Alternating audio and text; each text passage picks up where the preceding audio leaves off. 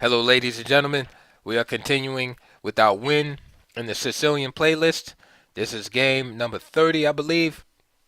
And we're dealing with systems with Nge2. And this is the last game in that particular chapter. With the white pieces, we have a young Anatoly Karpov. And with the black pieces, a Georgian player, Sicilian. And this from the Soviet Championship in 1966. Again, don't hesitate to check the playlist.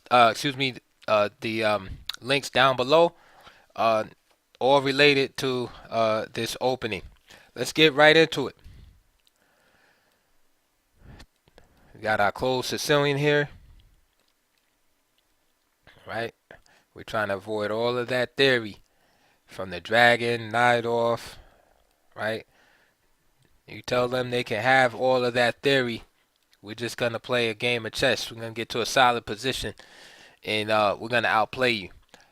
So knight ge2, this was a favorite of the young Karpov. Again, it's not committal. It's not promising white any advantage out of the opening, but just merely a solid position where he can seek his advantage later on in the game. d6, castles, e5, and now the move f4. All right. Knight ge7, d3, bishop comes out to e6, and now bishop e3. All right, and again, if you've been following along with these games, you'll see that this position is similar to Spassky and Gulfeld, which is one of the early games I looked at on the playlist. The only difference, though, was the knight was on f3 instead of e2. All right, but and also black's pawn was on e6, so the bishop was back on c8. Okay, and still it's a similar strategy, trying to get f4, f5 in, ripping open the king side, trading, playing queen d2, f5, and then trying to trade off these bishops and exploiting the weakness around the dark squares. But of course, in chess, there's always like these subtleties, like so for instance the knight on e2, bishop here, and the pawn on e5. There's going to be some differences as far as like how you pursue your attack with white. Okay, so for example, with this pawn on e5, it blocks the action of the bishop on g7. All right, now it might be temporary, but still this bishop is not as powerful as it normally is when it has the scope of the entire diagonal. All right. Another thing is that often white might drop this knight back out the way. Like for instance, if the knight was on f3, this knight sometime will go to e2, and you would see the plan c3, d4, for example. However, with this solid Botvinnik, reverse Botvinnik setup, it's very hard to force through d4. All right, so it's kind of like white's not going to focus all his activities trying to push through d4. At this point, he can concentrate a little bit more on the flanks. All right. And of course, like I said earlier, with the knight on e2 already, you can rule out bringing this knight to e2 in order to play c3. All right. And this will explain white's next move. So black castled here. And now the queen came to d2. Again, forming this battery, but also making room for the knight to come to d1. Remember, this square is blocked. So in order to play c3, d4, the knight has to go somewhere. So it makes room for d1. For the knight to go to d1. Knight d4. Knight d1. Okay. Queen to d7. There it is, c3. Knight takes, queen takes. And now rook a to c8. Okay. And also d5 is being prepared. Got to bring the knight back into play. There's D5. Bishop D2 by Anatoly. And now D4. Okay. Now, this move is suspect. Let's use that word. Because um it helps white to close the center down. Because then he could just freely pursue his attack on the flanks. So I'm sorry for laughing, but when I see moves like that, it just shows me that somebody like is slipping. Basically, like, or they didn't know what's going on in the position. Um, Usually, like with like flank openings like that, you want to maintain the option to attack in the center of the board.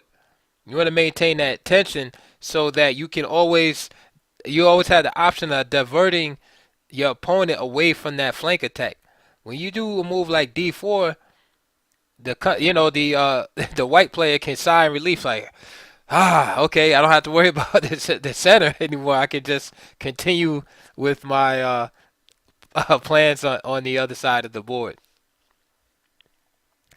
Um, so yeah, we could say that it's not like a terrible move, but strategically is a little suspect. And again, these are the type of things we're looking for when we're playing white in this opening. Again, you're not going to get a big theoretical advantage out of the opening. You're just seeking to outplay your opponent. All right, but without all the forcing lines that you might see in the dragon or knight off. All right, so it's better to maintain the tension at this point,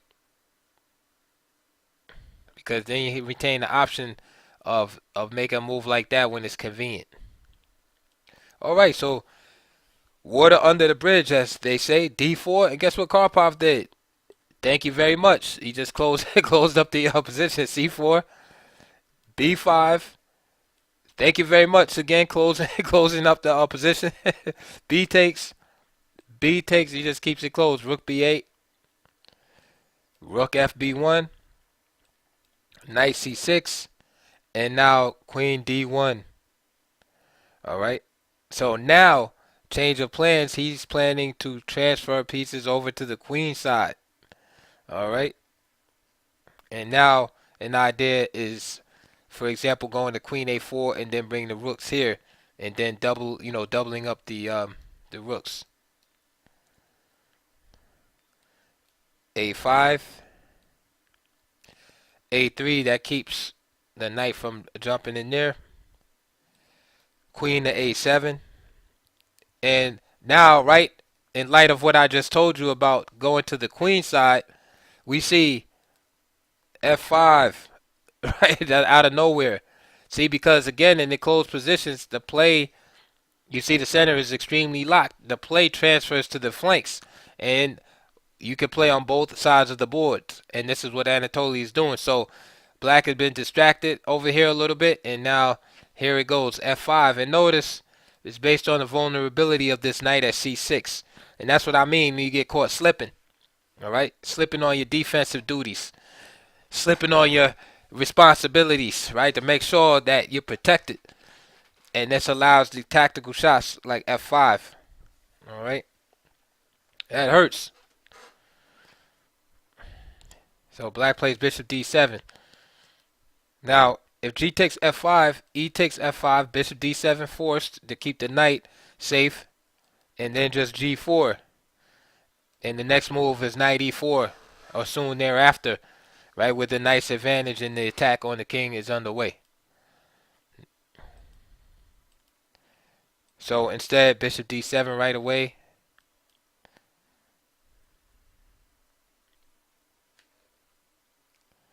Let's go back. So bishop D7, and now G4, knight E7, H4, A4, and now queen F3. Okay. F6, bishop H3, rook B3, and rook F1. So now Karpov say, yeah, go ahead, take the queen side. I'll play over here on the other side of the board. Queen b7 was played. King h1, and as I always say, the king side attack is is more dangerous than the attack on the queen side, just because of the location of the king. All right, and you have a lot more leeway in pursuing the king side attack because of the location of the opponent's king.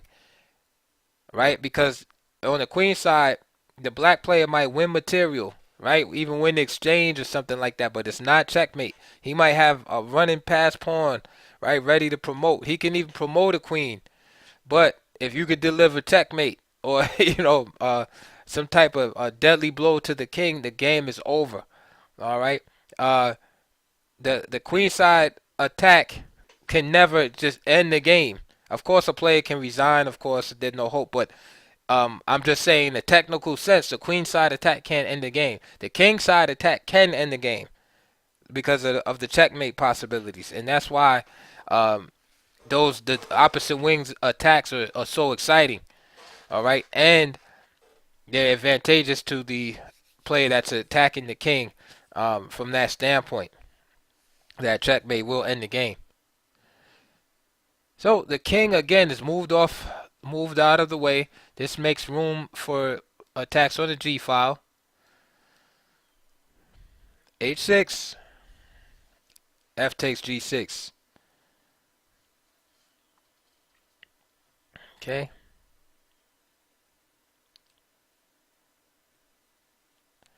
And now F5 is played.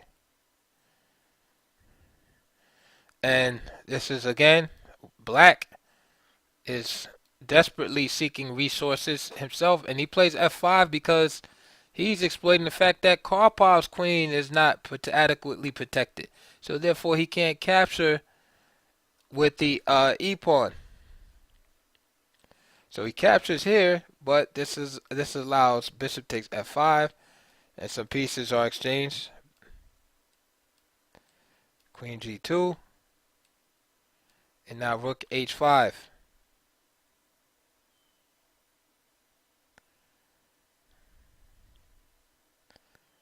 Now Queen G4, and it's hard to find good moves for black at this point. Knight F5, again trying to utilize the same theme of the pin, this time against the king. Karpov just moves the king back, King G1. Rook B2, again going for the king's queen side attack. What else? E takes, rook takes. Inglorious ending for the rook on H5. E4. D takes E4. Queen C7. Desperation. Times come on. This is desperation. So trying to get in like that, that's not going to work. Queen F3. D3. And rook, not rook E1, but rook A D1. And that's all she wrote. And Karpov, again, was the victor. So interesting game. Very rich in tactical possibilities. This, right here, this King H1's a little, tactically flawed. Tactically flawed there because of what happened later with this pin on the pin on the queen. But other than that, good game by Karpov. What else can we take from this game? Little suspect. Closing up the position right there with D4 from black. Okay, just maintain in the center because it goes along with that old principle. The way to counter a flank attack is by countering in the center. So it's good to leave the options open here. You already know basically one of White's main plans is to, play F4, F5, etc. like that. And sometimes you do close the position, but you want to maintain attention and keep options open in these type of strategically rich positions. After the center was closed, we saw demonstration of attacking on the flanks. Black chose his queen side counterplay, and We saw again another tactical oversight here by black. As soon as he leaves this knight unprotected on c6 here, you see here queen is on d7, everything's all good. He goes over here to a7, leaves his horse, and boom, there's a tactical shot. And then this allows Anatoly just to speed the attack up on the king side of the board. Black tries to slow white down on the king side. Meanwhile, trying to pursue his own attack on the opposite side of the board, but it doesn't work out. And we see some basic desperation tactics at the end by black, and finally resigning. So that is it for this game, and that is it for this chapter on systems dealing with knight ge2. Again, all of the different systems that white plays and black's defenses are in the playlist. We got 6 bishop e3, 6 f4, 6 knight h3, systems with rook b8, and so we got a few more chapters to go. And again, all these games are in the playlist. Please check the links down below, and please donate if you can. That will be greatly appreciated and loved. And I can't wait. I'll see you guys on the next video. We have a few more chapters to go.